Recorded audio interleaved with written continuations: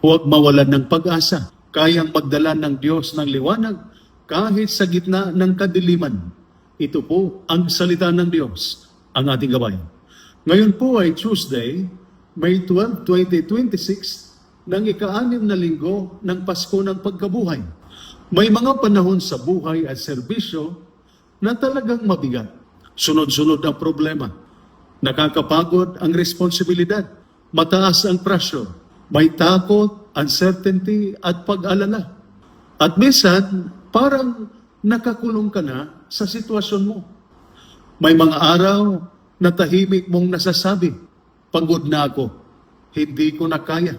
Parang wala ng pag-asa. Ngunit ipinapaalala sa atin ng ating mga pagbasa mula sa banal na kasulatan sa araw na ito, na kahit sa pinakamadilim na sitwasyon, kumikilos pa rin ang Diyos. Kahit parang nakakulong ka sa mga problema, kaya pa rin magdala ng Diyos ng pag-asa, lakas, at kalayaan. Sa ating unang pagbasa, mula sa Gawa ng mga Apostol, chapter 16, verses 22 to 34, sina Pablo at Silas ay pinahirapan, binugbog, ikinulong, nilagyan ng kadina. Isipin ninyo yon. Kung ikaw yon, baka sabihin mo, Lord, tama na. Pagod na akong lumaban. Bakit nangyayari ito sa akin? Pero, ano ang ginawa ni na Pablo at Silas? Nagdasal sila. Umawit sila ng papuri sa Diyos. Mahalagang paalala ito. Dahil kadalasan, kapag nahihirapan ang tao, nagagalit, nagrereklamo, nawawalan ng pag-asa. Pero sila, pinili nilang magtiwala sa Diyos kahit nasa gitna ng paghihirap. At biglang lumindol, bumukas ang kulungan, nakalaya sila. Ngunit, ang pinakamalaking himala ay hindi lang ang pagbukas ng kulungan. May isang jailer at ang kanyang pamilya na nagbalik loob sa Diyos. Kaya, kayang gamitin ng Diyos kahit ang mahirap mong sitwasyon para magdala ng kabutihan at pagbabago. Sa ating Ebanghelyo, mula sa Ebanghelyo ni San Juan, chapter 16, verses 5 to 11, alam ni Jesus na matatakot at mahihirapan ng kanyang mga alagad. Kaya sinabi niya na ipadala niya ang Espiritu Santo. Ibig sabihin, hindi sila mag-iisa. May gagabay sa kanila. May magpapalakas sa kanila. At totoo rin yan para sa atin ngayon. Lalo na sa ating mga sundalo at sa mga nasa serbisyo. Minsan nagtatanong tayo, Lord, bakit parang napakahirap ng buhay? Lord, bakit parang ang bigat ng laban? Ngunit pinaalalahanan tayo ni Jesus, hindi ka pinabayaan ng Diyos. Kasama mo siya sa bawat operasyon, sakripisyo at laban sa buhay. Kahit hindi mo nakikita, kumikilos pa rin ang Diyos. Maaaring may mga pagod na hindi nakikita.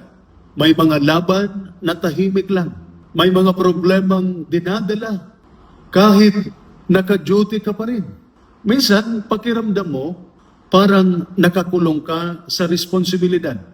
Parang walang katapusan ang problema. Parang wala ng pagbabago. Ngayon, ipinapaalala ng Diyos. Ang kasalukuyan mong sitwasyon ay hindi katapusan ng kwento mo. Katulad din na Pablo at Silas, maaaring nakakadina ka ngayon sa problema, stress o pagod. Ngunit kayang buksan ng Diyos ang mga pintuang hindi mo kayang buksan mag-isa. Minsan, agad niyang binabago ang sitwasyon. Ngunit minsan naman, una niyang pinapalakas ang puso mo para kayanin mo ang sitwasyon. Pero sa lahat ng iyon, kumikilos pa rin ang Diyos. Ang tunay na panganib ay hindi ang paghihirap, kundi ang mawalan ng pag-asa habang naghihirap. Kapag nawalan ng pag-asa ang tao, tumigil siyang magdasal, tumigil siyang maniwala, tumigil siyang lumaban para sa tama. Kaya kasama mo pa rin ang Diyos kahit nasa pinakamadilim kang sitwasyon. Patuloy kang manalangin kahit mabigat ang buhay. Ang Espiritu Santo ang nagbibigay sa iyo ng lakas, kapayapaan at pag-asa. Ito po ang salita ng Diyos, ang ating gabay. Manalangin tayo. Panginoong Diyos, kapag mahirap ang buhay ng aming mga sundalo at lahat ng nasa serbisyo, tulungan mo silang huwag mawalan ng pag-asa. Turuan mo silang manalangin kahit may sakit at pagod. Magtiwala kahit may uncertainty. At maniwala na kumikilos ka pa rin sa buhay nila. Ipadala mo ang iyong Espiritu Santo upang palakasin at gabayan sila araw-araw sa pamamagitan ni Kristo na aming Panginoon. Amen. At sumainyo at sa inyong pamilya ang pagpapala na makapangyarihang Diyos, Ama, Anak, at Espiritu Santo. Amen. Santa Maria, Ina ng Diyos, ipanalangin mo kami. San Jose, ipanalangin mo kami. San Miguel Arcangel, ingatan mo kami. Amen.